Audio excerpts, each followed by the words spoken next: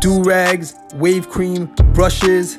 Get the best products for your 360 waves at wavymerch.com. So in this video, there's not a lot of action, there's a lot of dialogue where I open up about everything that was going on in my life at the time. So I hope you guys enjoy it, learn from it, and I hope I open up enough for you guys. Today is November 2nd, and today was like a rough day. I was here all day. I took the last 2 days off, Sunday and Monday. Today's Tuesday. I've been here since 10. So how my day went today, I woke up at 4. Just too much shit on my mind. Went to the gym for like 7. I had to Uber to the gym because my Honda Civic broke down. So I Ubered to the gym. Workout. Had to shower in the gym because I don't have a shower in my life. And I went to my boy's mechanic shop. I picked up a loaner car, because my Civic is buzz. I have that. Then came to work, been here all day, and it's been slow, bro. So my routine during the Danforth store era was pretty depressing. I remember those days like it was yesterday. It was definitely the most depressing times of my life. So what I would do was I'll wake up at 6, and then I'd have to walk Roxy around the neighborhood, let her go pee and all that, and I'd have to move my car by 7 a.m. because I couldn't park in front of the store unless I had to start paying. And I can't pay for parking every single day. So I'd have to leave my crib at 7. Then I would go to the gym, I'd work out, and I would shower. And I would have to go to the gym at 7 in the morning because if I didn't go, I wouldn't be able to shower because I had no shower at my crib. So I'm gymming every day. Once I'm done that and shower and everything, I come back to work. And on my way back, I'll go to Burger King or somewhere and pick up some breakfast. I remember I would get like 2 sandwiches for $5. Whatever place had the deal, I was there because I need to buy breakfast, lunch, and dinner every day. So I can't be out here splurging on my meals. I need to find a way to make this work, and I have to be on a budget. I have to move responsible. So I'll eat my breakfast, get to work, I'll clock in for 9:30, and then I would literally sit there all day until 9:30 at night.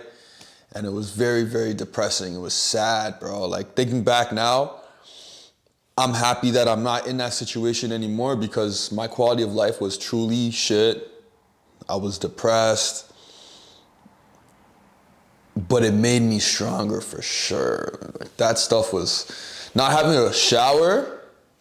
If I wanted to shower, I had to just go to the gym. And that's just not normal. It was tough. It was super hard. So I'm just like, I'm just sitting here, I'm just like, yo, is this even worth it? Bro, my quality of life is trash. I'm not even gonna lie, my quality of life is trash, bro. Not worth it. And I thought about it, so I think I tried to record a clip before and I just couldn't do it, but Smoke is out of business. I'm supposed to meet with the owner tomorrow, and I'll most likely, if everything works out, I'm gonna pay her to take everything that she has in her store and then sign a lease. Because my current spot at Kingston the building's getting demolished, right? So I need a place secure. So if I get that place secure on Kingston for 5 years, bro, I'll be making money on Kingston for 5 years. I'm making a lot of money on Kingston. Kingston is supporting everything. If I didn't have Kingston, Danforth would be shut down and Weston would be shut down. And this is crazy how life works. I'm going through these tough times. My life is looking shitty. And then I get a call from the landlord of the competitor's building, and he tells me that they're going out of business. So I'm just like, this is too much. How am I gonna be suffering? And then I get the greatest news ever saying my competitors are done now. Mind you, I felt like I had a beef with these guys because you guys are 3 stores down from me. So when I heard that news, I'm like, man, I gotta make a move on this because the landlord told me, he's like, the place is ready to go. Everything is set, the cameras, the cabinets. You literally just move in, put your touch on the place, and you're good to go. The issue with this was I just opened 2 stores. What else was going on? I was just super tapped out with money. I'm like, I can't afford this right now because to get this place, I would have to buy out the land, the previous tenant. So I would have to give her some money for her to leave. Then I'd have to sign first and last month's rent with the landlord to sign the new lease. And I just opened 2 more stores. Mind you, I'm running 3 stores at the time. I'm just like, yo, I only have so much money. How am I gonna do this? But I had to do it because the landlord said this place is move-in ready, and if I don't lease it, another dispensary is gonna swoop on in, probably same day, and lease it out. And then I'll be stuck in the same situation on Kingston where I have competitors 3 stores down, and to top it off, my building is getting demolished whenever, like any day now. So it was a situation where I said, yeah, I gotta make this happen, and I had to make adjustments to make it happen. Yeah, I'm providing a lot of people opportunities to make money, but at the same time, I'm basically, Kingston is keeping us afloat. Like, we're still profitable, everyone's getting paid and all that type of stuff, but if I took a step back, reduced my expenses, and only had one location, I'll be a lot happier. I'd have a lot more free time. I'll be able to focus on Kingston, and I'll have more money, more time. And I feel bad for Roxy, bro. Roxy's been sitting here all day from 6 in the morning up until, what is it now, 9 o'clock? I'm about to take her outside. She's been here for how long? Bro, I have no food to give her because my fridge is too small. See, my boy just brought Roxy some food. Let me show you how hungry she is. You ready to eat? She hasn't eaten in like 2 days, bro. Come, let's go. Roxy, I can't. Eat the 10. That was more. But look how small my fridge is.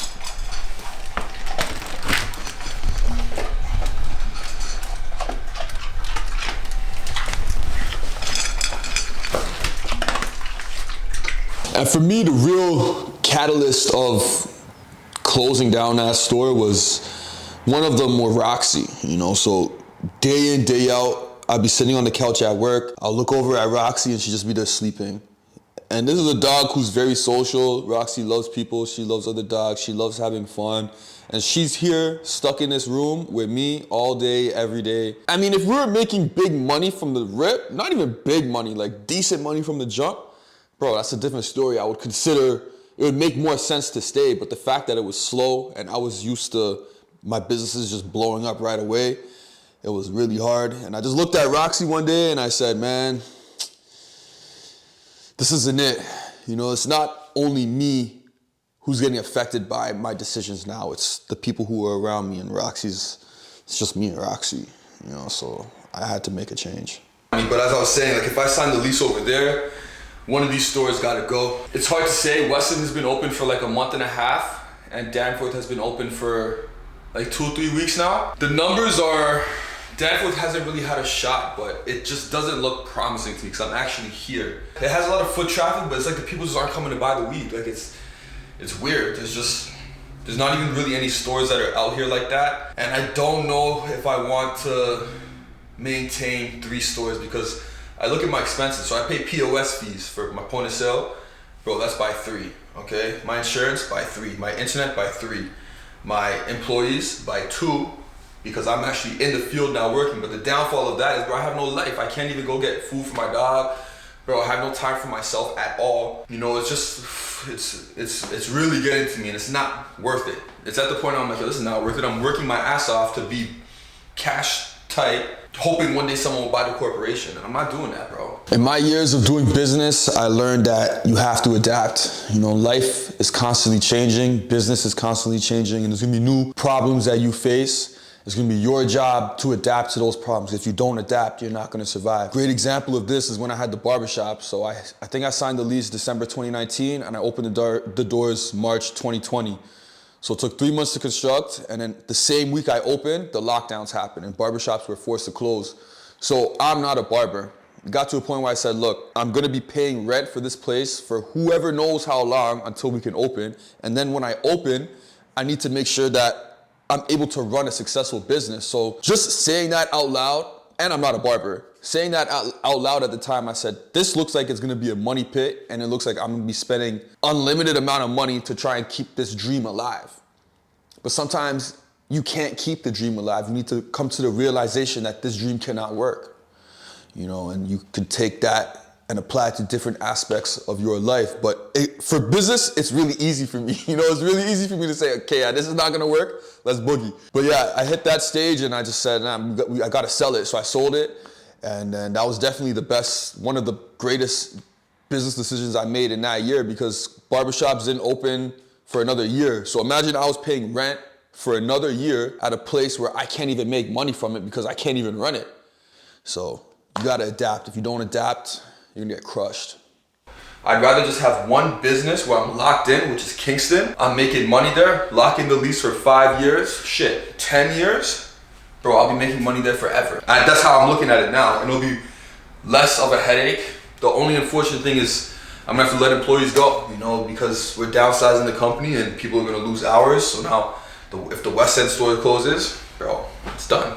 Those employees, they have to relocate, or I could, you know, that's the next step that I have to face and go through. I've never done that before. I tell people like, yo, I gotta let you go. What I wanna do is I wanna open up Kingston, get my store there booming. I wanna get rid of these other stores. And I just wanna chill and make money now. Like I wanna stack up. And yeah, I think that's gonna be my next step. And that'll give me more time to live a life, more time to walk my dog, more time to develop myself personally, because there's a lot of skills that I'm lacking because I have to be focused and I'm stressed. So at the time, I was spending 100 grand a month. The last quarter of 2021, bro, I think I spent 400 bands, but I was miserable. I was so unhappy, I was sick. And I said, man, look, I can't live this life no more, man. Like I'm spending money, I have money, but my quality of life is totally shit. And it just didn't mesh, you know, it didn't make sense. And then I said, yo, these stores, I gotta make a change. I cannot live like this. Something's gotta give. Not only do I have to pay my employees, I have to pay their taxes, bro. The employee insurance, their pension, like those are like slaps in my face. I was like, yeah, you wanna do this shit? Pay it then. It's at a point where I don't wanna be paying this much. I could live a much happier life with Kingston that's making money. I'm just banking money.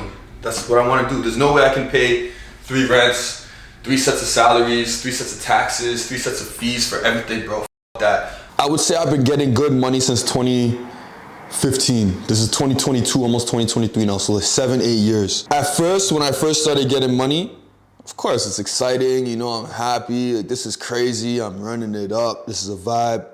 But I was doing it for so long that making money, bro, it doesn't excite me anymore, you know? That's why you never see me post money, you never see me brag about money, because I don't care. I don't do this for money. It's funny, because when I see mans flex money, I'm just like, you must be new to this. Enjoy your time, you know, enjoy it. But it's gonna get to a point where you have bigger dreams, you know, what makes you tick changes. And then at that stage in my life where I was homeless, but I had money, but I was so unhappy. You know, I was sick, yo. Mentally, I was completely done. It made me realize that money is no longer something that I wanna chase. Money is something that it doesn't do it for me anymore. I need it, but I don't care about it. I only get it because I have to get it. But what I want to chase is actually happiness. I actually want to have peace of mind. I actually want to have, you know, family, friends, peace. Those are things that money can't buy.